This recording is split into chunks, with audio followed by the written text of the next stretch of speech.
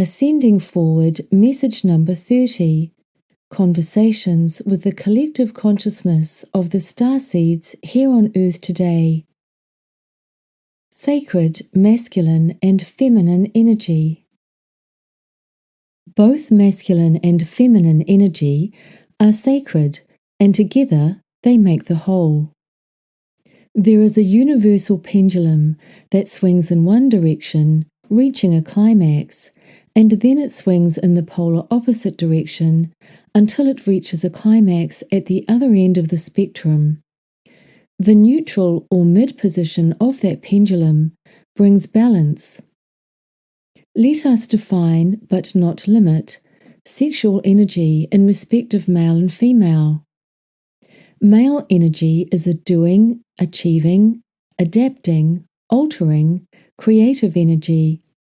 The focus here is the creative, doing aspect that could be used to define male energy. In contrast, female energy is a being, nurturing, caring, and a softer, gentler energy. The focus here is the being and nurturing aspect that could be used to define female energy. In many biological incarnations of many races and civilizations where duality exists, the soul, irrespective of gender, can be either male or female or a combination of these energies. Male sexual energy is a doing, thrusting, active energy frequency. In contrast, female sexual energy can be similar with a softer component of nurturing.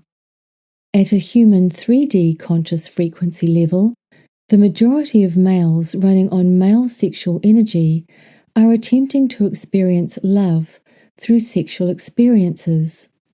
In contrast, most females running on female sexual energy want to experience love and through the frequency of love, express themselves sexually. In other words, most males are trying to find love through sex, and most females want to be in love before they express themselves sexually. As you can see, they are diametrically opposed with the universal pendulum of creative frequencies that we have shared above. In 3D, perhaps 90% of males run on masculine sexual energy. The remaining 10% are operating on the frequencies of female sexual energy. Similarly, with most females, 90% are running on feminine sexual energy, leaving the remaining 10% running on masculine sexual energy. Homosexuality usually occurs in a 3D frequency through one of two reasons. Most souls incarnating into biological life, irrespective of density and frequency, prefer to incarnate into one gender or the other, and they become comfortable through that gender expression. However, as part of their conscious growth and expansion of awareness, they may choose to experience contrast, and in this case, choose incarnations expressing themselves with the opposite gender preference. On Earth, at these times, this perhaps represents 10% of the population. It usually takes 2 or 3 incarnations to adjust and find a balance in these opposing frequency genders. During these incarnations, there can be experienced much confusion of gender identity and emotional instability. The other reason for the opposite gender experience on Earth is that the soul has been forced against its will by the regressive frequencies to inhabit the gender preference opposite.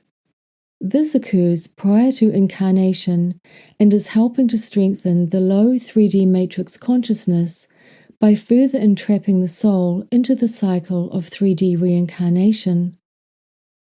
In 5D, with a higher connected awareness to Source, the soul remembers many incarnations and consciously chooses the gender preference that it enjoys.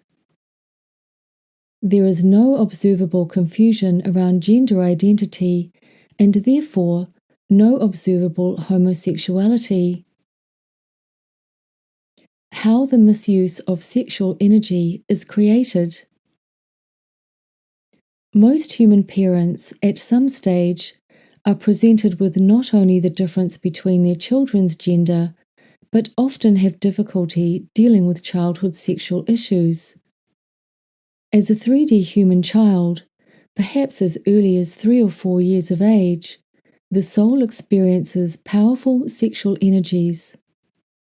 The child is unaware of these sexual energies on a conscious level, as the soul at that age has not developed logical and rational consciousness. They can, however, feel these strong subconscious frequencies. It is often the case that a little boy will subconsciously use sexual energy in an attempt to create a powerful bond with his mother. Similarly, a little girl will subconsciously use sexual energy in an attempt to create a powerful bond with her father. For both genders, this sexual energy is a manipulation from a subconscious level to achieve this close bond. It is in these situations, if the parents have little or no experience in these matters, and/or they have confusion around their own sexuality, that problems can arise. Often, a mother is confronted with the confused sexual frequency of her young son. For example, if they are bathing together, he may want to caress and touch her breasts. And while doing this, he may experience a prepubescent sexual erection. If the mother is comfortable with her sexuality and understands what is going on, the young boy will outgrow the need for these experiences. However, if the mother is alarmed and not prepared for these experiences, one of two things can happen. The mother pushes away the sexual advances of her son, preventing the feeling of a close bonding with his mother. The repercussions of this rejection create a lifetime issue around intimacy, especially sexual intimacy, and the feelings of rejection that can be carried throughout adolescent and adult life. In the same way, it is important for a young girl to bond with her father. Often a father is confronted with the confused sexual frequency of his young daughter. She may use her sexual energy to gain his attention so that she can bond and harmonize her feminine energy with his masculine energy. Again, if the father is comfortable with his sexual energy, the daughter will outgrow the need for these experiences. However, if the father is alarmed and not prepared for these experiences, one of two things can happen. The father pushes away the sexual advances of his daughter, preventing the feeling of a close bonding with her father. The repercussions of this rejection create a lifetime issue around intimacy, especially sexual intimacy, and the feelings of rejection that can be carried throughout adolescent and adult life. The daughter is using sexual energy to attempt to bond with her father, and if rejected, she can spend the rest of her life attempting to bond with her father through her adolescent and adult relationships where she is offering sex for love. Of course, with the law of mirrors, these limiting beliefs will only attract similar personalities as the father, a partner who is uncomfortable around sexuality. Often, this interaction is with another male operating on male sexual energy, wanting sex for love, and the daughter, who is also looking for love, is offering sex in exchange. This is how the two personalities perfectly dovetail one another. As in the case of her father, the woman often feels rejected and betrayed by her lovers, and when the relationship ends, She stumbles from one similar experience to the next, wondering why this always happens to her. Most people are completely unaware that they are putting out the misuse of sexual energy and then wonder why they are attracting someone who will misuse their sexual energy. This is one of the ways that the ego operates. The person is oblivious to what they are saying, how they are dressing, their expressions, their personality, and the frequency that they are carrying around the misuse of sexual energy. For example, a woman will walk into a room of several hundred people and meet the one person who dovetails her sexual energy. She looks across a crowded room, their eyes meet, and there is a recognition. It is not that they have found the love that they are seeking, rather, it is the frequency that they both carry around the loss of love that attracts them to one another. And in the same room, if the perfect partner is there, someone who would love, cherish, and honor her as a beautiful expression of feminine energy, she wouldn't even see him, and if she did, she would reject him. A lot of people think that when they meet someone and they are excited by that person, that they are experiencing a gut feeling. They feel that this is right, this is love, this is the person that I have been waiting for. However, these gut feelings can emanate from their beliefs and programming. So a gut feeling is generated from a person's frequency, and if they are operating on a low frequency, then the gut feeling will be generated from that low frequency. Chakras and downloading other people's frequencies. When a female and a male share a sexual experience together, the chakras open and they literally download each other's shadows or beliefs. In other words, they download the pain of the rejection that they experienced as young children. Now the respective female and male have downloaded each other's pain, and as they experience each encounter, one after the other, the male and female continue to download the pain of their lovers, and this further entrenches their patterns and beliefs. There are 3 times in a human experience when the chakras are wide open: at birth, so that the baby can absorb the limiting beliefs that become the foundation of their life experience; at death, when the human dies, leaving the biological body behind and freeing the consciousness of the soul; and during an orgasm or ejaculation. The orgasm or ejaculation is not just an energy felt in an erogenous zone of the body, it is the entire biological matrix aligning with the higher frequencies of the Creator itself. As outlined above, if 2 people are experiencing a low-frequency sexual energy, they will download or absorb the shadows of their lover. In contrast, if 2 people have a high frequency of love and they share a sexual encounter, they can experience creator energy. This is called tantric energy. In tantric energy, the male has balanced his male and female sexual energy, and the female has balanced her female and male sexual energy, and the exchange is balanced. The energy of sex when it is exchanged for love. When 2 people are in a frantic sexual energy, the kind that we see on the movies where they tear each other's clothes off, they are both in male sexual energy. The energy is that they are both offering sex in exchange for love. However, love escapes them. Many relationships are based on this exchange, and so the relationship is often short-lived.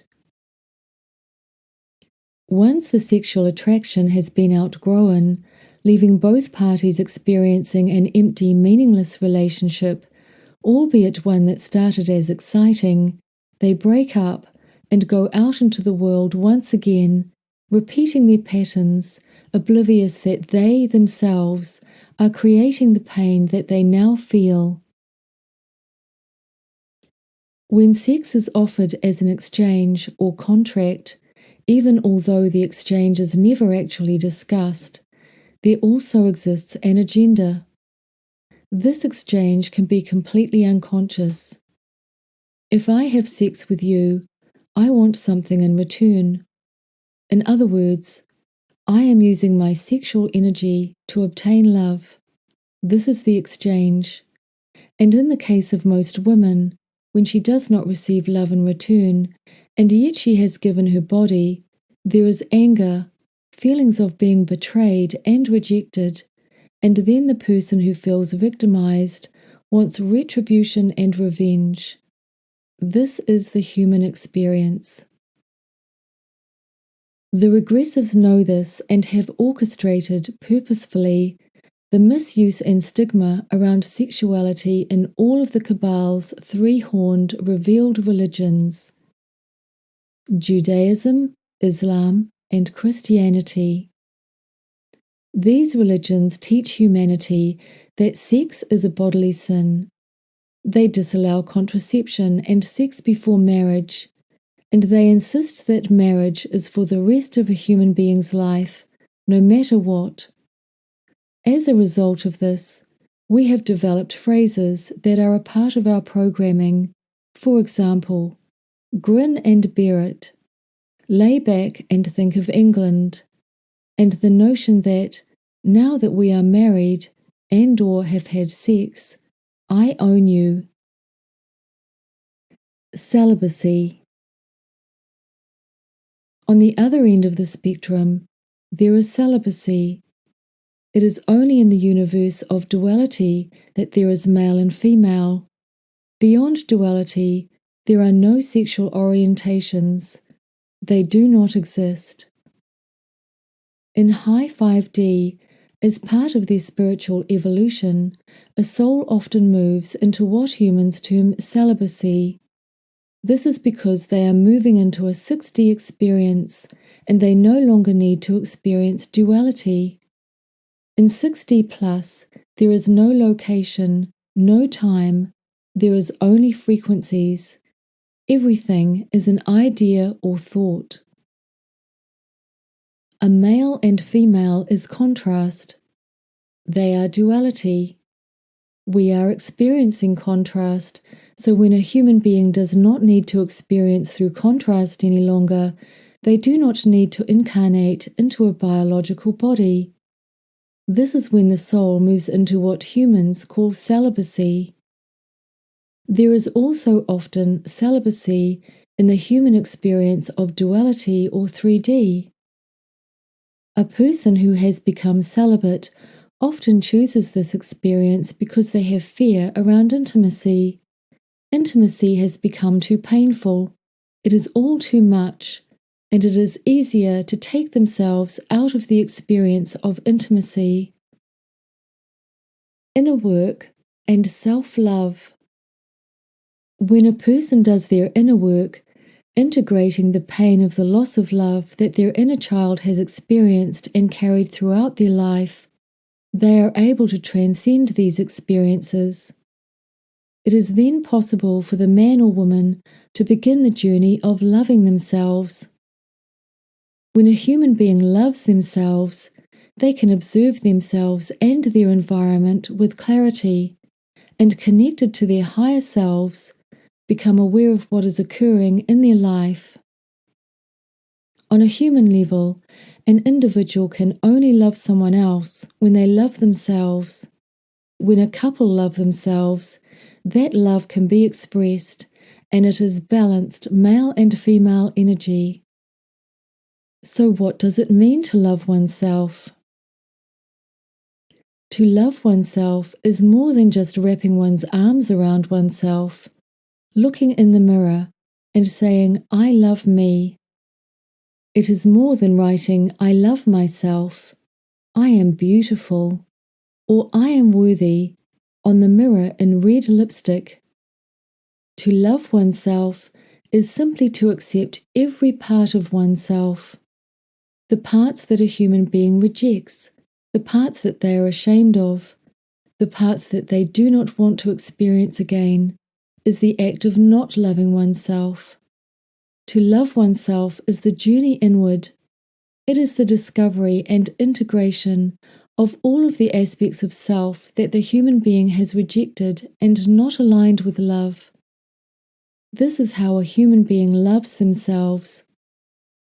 It is the aspects of a human being that they consider to be painful and shameful that they reject, that can carry them, once they accept them, to realize their divinity.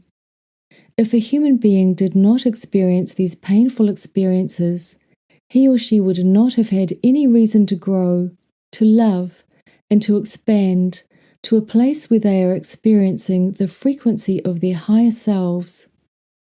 The matrix was designed to grow spiritually through contrast. If a human being does not change their beliefs in the now, they are bringing their past into their future and creating more of the past. There is only the now, and changes can only occur in the now. So if a human being is operating under a low-frequency belief, they can only change it in the now. And if they do not change it in the now, they have lost an opportunity to transcend it. However, with the law of mirrors, the experience will inevitably come around again.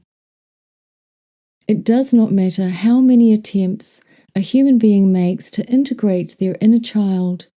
When they do make that change, that is the important thing. Tiwana, Tawa, Tiawa.